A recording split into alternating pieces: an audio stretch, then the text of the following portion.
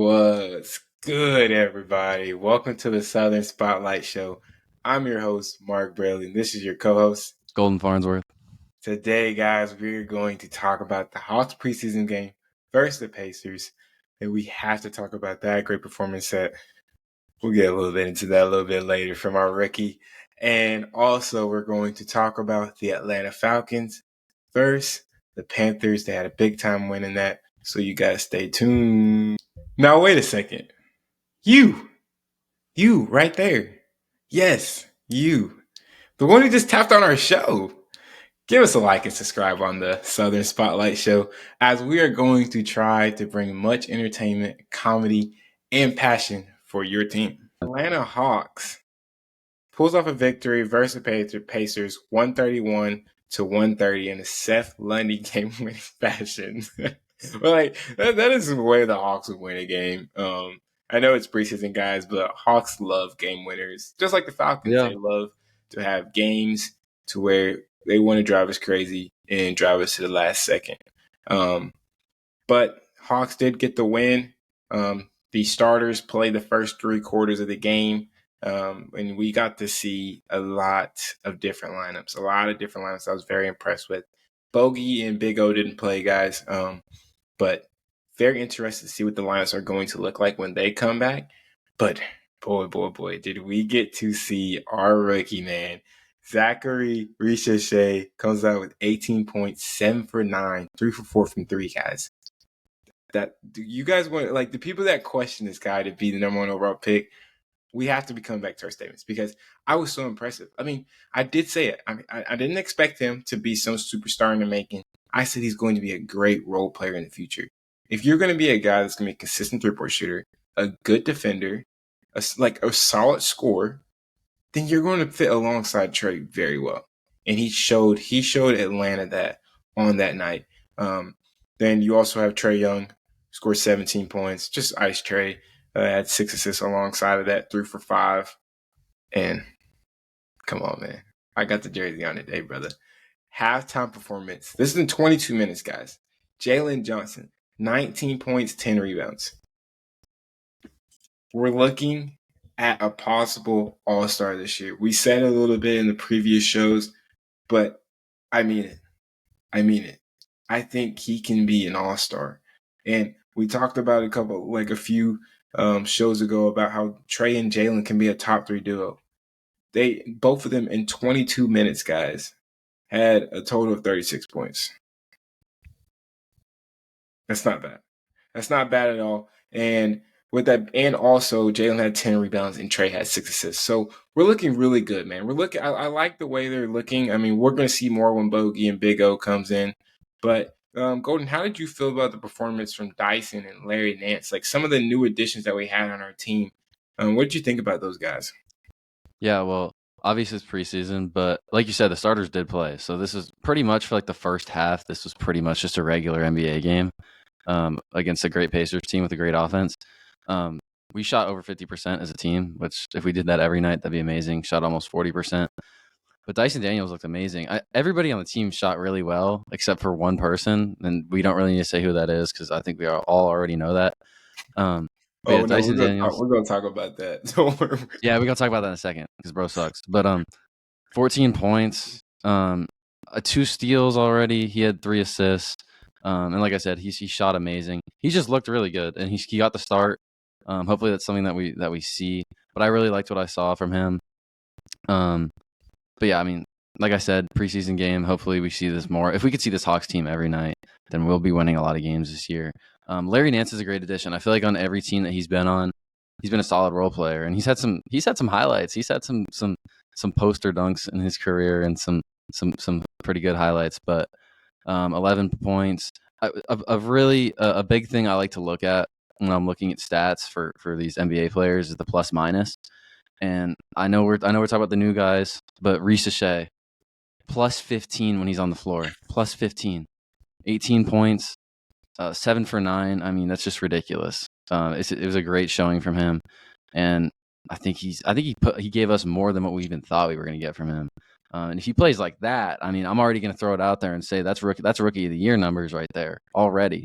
just based on that performance. But You already hit it. You've already hit it. every single one of the new guys scored over 10 and had just an amazing game. So it was a great game for all the new guys. But you already hit it, man. You brought it to the statement that I texted you earlier in the week, how the Hawks guys could have 2 All-Stars and a Rookie of the Year on the same team. Maybe most improved player of the year on the team as well. And a 6-man. Am I throwing out awards out there or am I not throwing out awards? Here's the thing. You could say Bo can be 6-man. You can say Risacher is Rookie of the Year. You can say Jalen's most improved. If he played the whole entire year last year, he would have gotten it. But he missed a lot of games. And Jalen and Trey can both be All-Stars. But let's look at the issue. If Risacher wants to win Rookie of the Year, he's got to earn more minutes in a better spot. And the person to take the job from is DeAndre Hunter. We gotta talk about it, man. Let's talk about his game. 2 for 10. DeAndre Hunter, man. 2 for 10. 0 for 6 from 3-pointer. That's his job as a wing. We need shooters. 0 for 6. I know this is just one game, but he's done this a lot. We know DeAndre Hunter. He's consistently had 4 points. DeAndre Hunter had as much as fouls than points tonight. That game, guys. As much as fouls than points. Yeah, this is a guy that we've wanted off the team for a long time. And this offseason, I really thought was going to be the one. And this game just shows like that we made a mistake, honestly. I don't want to watch him play anymore. We wouldn't react like this if he wasn't the number 4 overall pick. Like, exactly. People don't realize that. He was a number 4 overall draft pick in his draft class. And he's performing like this, okay? Why do you think the Hawks drafted Zaccharie Risacher? It's because they need a replacement for DeAndre Hunter. He has failed. The experiment has failed, okay? There was years where he played pretty well, and then he got hurt, okay? Now he's healthy and can't hit the right side of a barn. Like, bro, he can't hit anything. So, like, if you're going 0 for 6 from 3 with Trae Young as your point guard, and Jalen Johnson had a lot of clean dishes to DeAndre. Jalen Johnson could have had like 5 assists that night. Watching the game, he could have 5 assists. DeAndre sold every 3-point shot. I get it, guys. It's preseason. But like Golden said, we have seen this too many times of just bad performances like this. It's unacceptable. I mean, 0 for 6, bro. Wing. 0 for 6 from 3. I mean, even I've had my bad games, but 0 for 6 is a little crazy, bro. Especially from, 4th overall pick. I mean, come on. I think DeAndre would be good off the bench. I think he'd be good off the bench. I really want to eat my words this year, and I hope he has a great year. But this is a really bad start. Off the bench. Off the bench. Yeah. Off the bench. And before we go on to the next segment, I got one more thing to say about the Hawks.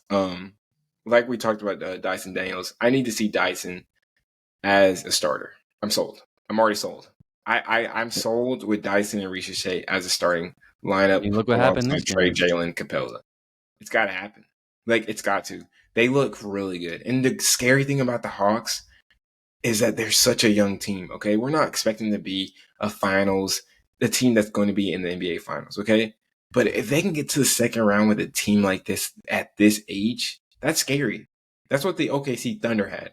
That's what they have, actually. So you need something like that. You know what that does? That keeps Trae Young interested in this team to stay, that he has a young team alongside of him. And Zaccharie Risacher is already he's already got the spotlight. He's already got the spotlight. Like, Trae and Jalen have the spotlight, but he has a spotlight now. And the NBA, the media, needs to give him more spotlight. But that's another story for another day. But like I said, Hawks won 131-130 versus the Pacers. And we are going to recap the Sixers and Hawks game, which is coming up tomorrow. We're filming this on a Sunday night. But Hawks and Sixers are going to be facing each other on NBA TV 7:30 tomorrow. And we're looking forward to that. I'm not expecting Trae and Jalen to play 3 quarters again. It's probably going to be maybe to half, maybe a quarter. But I do expect them to play. But we're all watching Risacher. So I'll be watching the whole entire game for that one. But we will definitely be recapping that one. But you guys let us know what your impressions were first off when it came to Hawks versus Pacers. Who were you looking for and what excited you the most? And guys, can the Hawks have 2 All-Stars, a Rookie of the Year, and a 6th Man of the Year on the same team? Is that possible? You let us know in the comment section. But we're going to get into our next segment. ATL, bro. ATL, I'm talking about the Falcons, okay? 4-2. We're 4-2 right now. We're 3-0 in our division. 3-0. Haven't said that since 2016. We're 3-0 in our division, and we're not just 3-0. Okay? We beat the Bucks at home, beat the Saints at home. But we just destroyed the Panthers. As we talked about in the last episode, the Falcons lost to the Panthers 2 years in a row at the Panthers with Desmond Ridder and Marcus Mariota as our quarterback. Kirk Cousins didn't have like the craziest stat line, but you want to know why? Because that rushing attack was absolutely insane today. Bijan and Algier almost both had 100 yards rushing. Bijan had two TDs. He found the end zone. About So time. go to be hating on Bijan, y'all. Bijan's a Listen, dominant running back, expectations are high when you draft a running back in the top 10. but he got carries today. He got carries today. Oh, he's a great player. It's about 15 time. I'm carries, glad. He must 95 have watched the show. yards, He two must have watched the TDs. show. Algier can be an X factor on this team, though. Oh, yeah. I really mean it. We always talk about Kyle Pitts, which I will in a second.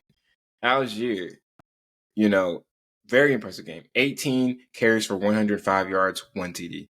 Very impressed by Algier, and I think that they need to continue that. Like, there's going to be games where Kirk is going to have, I'm not going to say another 509 game, but there's going to be a game where he has a high 300 and something type of pass yards. And then if team's playing far back, like Panthers are playing that little far back type of defense, hey, you're going to be about running. I love it. Zach Robinson changed his game plan. We're looking at a young Man, offensive coordinator this changing his Falcons game team could plan. beat you at anything, bro, passing or running. They've got weapons everywhere, clearly. Exactly. Arthur Smith, you couldn't do this. You could not do this. And your excuse, you had Desmond Ridder and Marcus Mariota, but you didn't do it. You didn't do it with Matt Ryan on his last year, and maybe that's an excuse, but you didn't do it. Okay. Now Zach Robinson, a young offensive coordinator, is making adjustments mid-game, saying, hey, we're not throwing the ball that much. We're going to just run it all over you. And what do? We had 198 yards rushing, over 38 carries and 3 TDs out of our 2 running backs. Impressive. Now, I will definitely get onto our receiving core. Not a big game for Darnell. But that's okay because we didn't throw the ball as much as we did against the Bucks. But Drake London, 6 catches, 74 yards, 1 TD. Just a consistent wide receiver, guys. He's growing into what everybody has expected him to be. And then my boy, Kyle Pitts, 3 catches, 70 yards. That, guys, you don't know how much this means to me, man. This just means so much It's to the me. year. It's It's his the year, year. man. His stats are finally going up. Like, okay, we saw Kyle Pitts have, multiple? I think he had 200-yard games during the time playing with Matt Ryan. Okay, well, he's still in the 70 and the high 80s right now. The last 2 games, he got a 70. The last game, he had, 88 yards. In this game, 70 yards. That's impressive. We need that because Drake's going to get his yards. Darnold's usually going to get his yards, okay? If you're giving us more than 60 yards or 70 yards, if it's not 2 catches, 27 yards, or 0 catches, 0 yards, we're all happy, okay? Kyle Pitts is looking like the way we want him to be. I will say, before I ask you what you think, Falcons defense definitely worried me. They worried me. They definitely worried me a little bit in that first half. But they reminded me of what they did against the Bucks. They held the Bucks to six points in the second half, and we controlled the game with our offense. And in this game, they did the same thing. Panthers, you could not find them. You could not find their offense at all in that second half. And we just shut things down. And AJ Terrell gets a pick. And Clark Phillips gets a pick. He slides on the ground. They didn't even take the pick six. If that was me, guys, I'm taking that to the crib. But honestly, sportsmanship out of Clark Phillips, you know what I'm saying? Mm-mm. I'm putting the score. Not I'm in the making it division. 45, No sportsmanship in the 45-20. division. Oh God, bro. It's literally the division, guys. 45-20. I would You, that puts our points per game you even put it higher. on them, bro. We did. Falcons back-to-back games over 30 points in scoring. Very impressive. But what impressed you today, Golden, from the Falcons? And we got the Seahawks coming up too. So winning this game is so important. How do you feel about those Falcons right now and Bijan Yeah, Robinson? I kind of ate my words a little bit on this game because I thought it'd be a little bit closer. I mean, it was for a while, but You had 24-17. yeah, I had 24. So I did have the Panthers scoring. I did have the Panthers scoring quite a bit, and they did. But I'm not really worried that much. Like I said, I said this exact same thing last week. If the offense explodes like this, the defense don't even got to worry. It doesn't really matter as long as you don't give up as much as we're getting. Which, our running attack was crazy. 38 carries as a team. That's something new. Because look at last week. The difference. That just goes to show we could do it in the air and in the ground. And like I said, we have weapons literally everywhere. Algier is one of the best backup running backs in the NFL, and last year he was too. This dude is a beast. And he Him and Montgomery. I say him and Montgomery are like neck to neck. I'd still edge I would still take the edge with Montgomery, but Yeah. but still, Algier. He's been amazing as a Falcon. It's about time, Bijan. Listen, I know I hate on Bijan and stuff, but listen, expectations are high when you draft a guy that high as a running back. Running backs, that doesn't happen. It's an anomaly for running backs to get drafted that high. And same thing with Gibbs. Look how good Gibbs has been. So yeah, Bijan's great to see that. Our receivers didn't really get to eat that much. London's like I said last week. London's really becoming a wide receiver one. I love to see this. And I just think this is the year. I think Kirk has been the difference this year. I think just getting a quarterback, because last year I think that was the main thing that every Falcons fan was talking about. At least me. All I was saying was we just need a quarterback. If you got Ritter, if we had Kirk last year, that's probably a playoff team. This is the playoff team. This is legitimately a playoff team. Like you said, 3-0 in the division. When do they do this? When do they ever do this? Division games have always haunted the Falcons. What always haunts me? Hearing Desmond Ritter. Hearing Desmond the Ritter. name Desmond Ritter. Yeah. Guys, it haunts me. It kills me, guys. Yeah. The guy killed our team. Single-handedly just killed the Falcons season. In the worst division in football last year. In the worst division. All you had to do was just not throw picks in the red zone. That's all you had to do, bro. And he did. So, very impressive game by the Falcons. You guys let us know what you guys think about the Falcons right now. Are we Super Bowl contenders? Are we Super Bowl contenders? Are we the favorite to win the NFC South? I know we're 3-0, but anything can happen. Are we the favorite? And how do you feel about the Falcons offense? Because right now, scoring over 30 points in 2 games in a row, not many teams doing that. And actually, I haven't seen a team do that back-to-back weeks this year yet. So, very impressive by the Falcons. And you guys let us know what you think, because we're very excited. Falcons got the Seahawks coming up next week at 1 p.m. Tough couple games coming up. Eastern time. They win this game, they go 5-2. So we'll be looking forward to that. We'll be previewing that game coming up this week. And thank you guys for watching the Southern Spotlight Show. You guys give us a like and subscribe on the show and comment, and we'll see you on the next one. Rise up.